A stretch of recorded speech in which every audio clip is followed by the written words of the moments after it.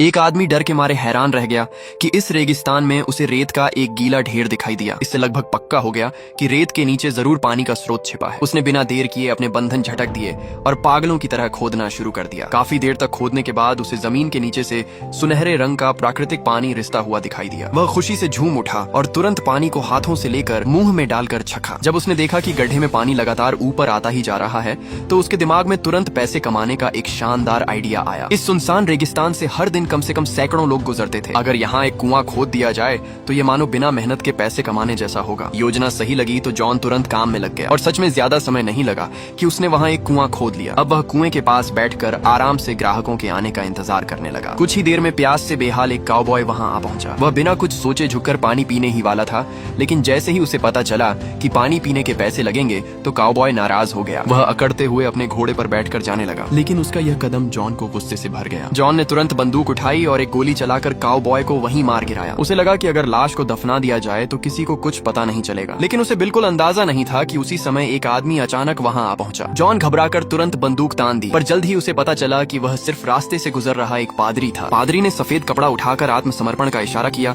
तब जाकर जॉन ने उसे जाने दिया। इस बीच पादरी को बिल्कुल पता नहीं था कि यहाँ पानी पीने के भी पैसे लगते हैं। वह सीधे झुककर पानी पीने लगा। तभी जॉन ने अचानक अपनी बंदूक उठाई और उसके सिर पर निशाना साधते हुए कहा कि बिना पैसे पानी पीना है तो नहीं चलेगा। जॉन ने कहा कि एक कटोरा पानी के 10 सेंट लगेंगे, वरना जाकर उस गड्ढे में खड़े हो जाओ। पानी के पैसे सुनकर पादरी भी खुश नहीं हुआ। उसने जॉन को समझाने की कोशिश की कि वह यह बुरा काम छोड़ दे, लेकिन जॉन ने उसकी एक न सुनी। जब पादरी ने देखा कि जॉन सच में गोली चलाने वाला है तो मजबूरी में उसने मन मारकर 10 सेंट निकालकर उसे दे दिए। और इस तरह जॉन ने आखिरकार रेगिस्तान में अपनी पहली कमाई कर ली और पादरी को भी लंबे समय बाद मीठा झरने का पानी पीने को मिल गया। लेकिन पानी पीने के बाद पादरी को अचानक एहसास हुआ कि यह तो पैसे कमाने का बढ़िया तरीका है। उसी वक्त उसने सोचा कि वह $10 देकर इस जगह को खुद खरीद ले, और अगर जॉन ने मना किया तो वह शहर जाकर जॉन की अवैध कमाई की शिकायत कर देगा। ये सुनते ही जॉन गुस्से से तिलमिला उठा और पादरी पर लगातार कई गोलियां चला दी। हालांकि उसने जानबूझकर उसे नहीं मारा, बल्कि अंदर ही अंदर उसका शुक्रगुजार हुआ, क्योंकि उसी पल उसे एक जरूरी बात याद आ गई। तुरंत ही जॉन शहर की तरफ भागा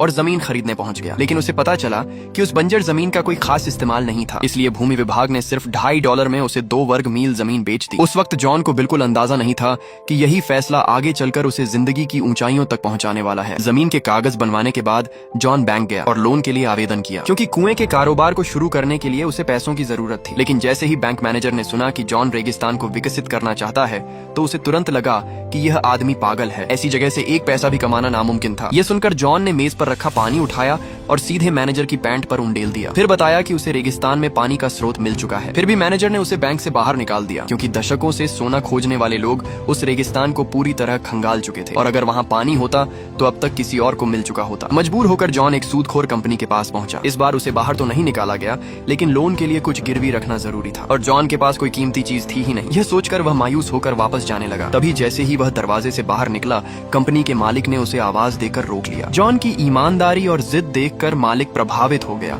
और सीधे उसे $100 का कर्ज दे दिया ताकि वह अपना काम शुरू कर सके। इस तरह जॉन को अचानक एक अच्छी खासी रकम मिल गई। लेकिन जैसे ही वह बाहर निकला, अचानक उसकी आंखें वहीं ठहर गईं, क्योंकि उसने सामने एक सुनहरे बालों और नीली आंखों वाली बेहद खूबसूरत महिला को चलते हुए देखा। महिला ने बस इतना देखा कि सड़क पर खड़ा एक आदमी हाथ में नोटों की गड्डी पकड़े हुए है, और उसके चेहरे पर तुरंत एक मोहक मुस्कान आ गई। और उस समय जॉन को लगा कि शायद उसे सच्चा प्यार मिल गया है। लेकिन हकीकत ये थी कि वह औरत उसके शरीर से आती पसीने की बदबू बिल्कुल सहन नहीं कर पा रही थी। फिर भी हाथ में पकड़ी पैसों की गड्डी पाने के लिए उसने बदबू सहते हुए जॉन को नहला दिया। लेकिन जैसे ही जॉन नहाकर बाहर आया तो पैंट पहनते ही वहां से भागने लगा। यह देखकर औरत गुस्से से अगबबूला हो गई और पास रखा पेशाब का बर्तन उठाकर उसकी तरफ फेंक दिया। हालांकि जॉन ऐसा इंसान नहीं था जो मुफ्त का फायदा उठाए। रात होते ही वह एक नया बर्तन खरीद कर वापस आया और उसे अपने रेगिस्तान में बने होटल में मालकिन बनने का न्योता दिया, क्योंकि उसने उस रेगिस्तान में पानी का एक स्रोत खोज लिया था। शुरुआत में औरत को लगा कि अब उसकी जिंदगी बदल जाएगी और वह आखिरकार अच्छे दिन देख पाएगी। लेकिन अगले दिन जब वह वहाँ पहुंची तो पता चला कि वहाँ की हालत बेहद खराब थी। यहाँ तक कि खाने के बर्तन भी जंजीर से मेज से बंधे हुए थे। उसे रोकने के लिए जॉन ने खास तौर पर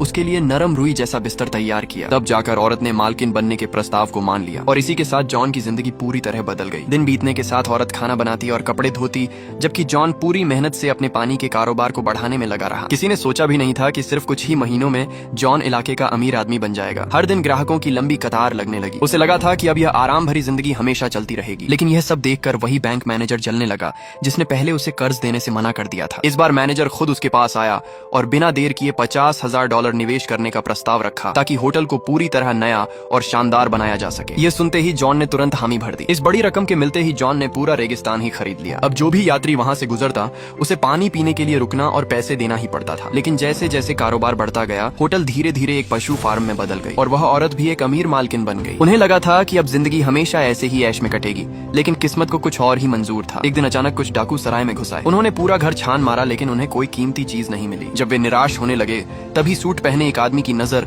रेत के एक हिस्से पर पड़ी जहाँ खुदाई के निशान दिखाई दे रहे थे। उसे तुरंत समझ आ गया कि नीचे जरूर कोई कीमती चीज दबी हुई है और फिर उन्होंने तेजी से खुदाई शुरू कर दी। लेकिन काफी देर तक खोदने के बाद भी उन्हें कुछ भी नहीं मिला। असल में ये सब जॉन की चाल थी। उसने जानबूझकर वहाँ कुछ सिक्के फेंक दिए थे ताकि वे लोग खुदाई करते करते थक जाएं और फिर वह उन्हें एक साथ काबू कर सके। यह सुनते ही बदमाश डर से कांप उठे और घबराकर हवा में ही कुछ गोलियां चला दी। लेकिन जॉन भी कम चालाक नहीं था। उसने सीधे गड्ढे में कुछ पटाखे जैसी चीजें फेंक दी, जिससे दोनों घबरा गए और जान बचाने के लिए तेजी से ऊपर चढ़ने लगे। लेकिन तभी जॉन ने बंदूक तान ली। बदमाशों ने कभी सोचा भी नहीं था कि उन्हें एक पैसा भी नहीं मिलेगा, बल्कि उल्टा उनसे कपड़े और जूते तक उतरवा लिए जाएंगे। इसके बाद जॉन ने दोनों को आदेश दिया कि लगातार आगे दौड़ते रहो और अगर रुके तो गोली मार दी जाएगी। उनमें से एक आदमी आगे बढ़ना नहीं चाहता था, क्योंकि यह पूरा इलाका रेगिस्तान था जहाँ पानी का कोई स्रोत नहीं था। उसे लगा कि भागते भागते वे प्यास से मर जाएंगे, इसलिए उसने हथियार उठाया और जॉन से लड़ने की ठान ली। लेकिन अगले ही पल जॉन ने गोली चलाकर उसे वहीं मार गिराया। अपने साथी की मौत देखकर दूसरा बूढ़ा आदमी डर के मारे जमीन पर घुटनों के बल बैठ गया और जान की भीख मांगने लगा। तभी दूर से एक कार आती दिखाई दी। बूढ़ा आदमी उम्मीद में कार की तरफ भागा, लेकिन कार वाले ने जॉन को बंदूक पकड़े देखा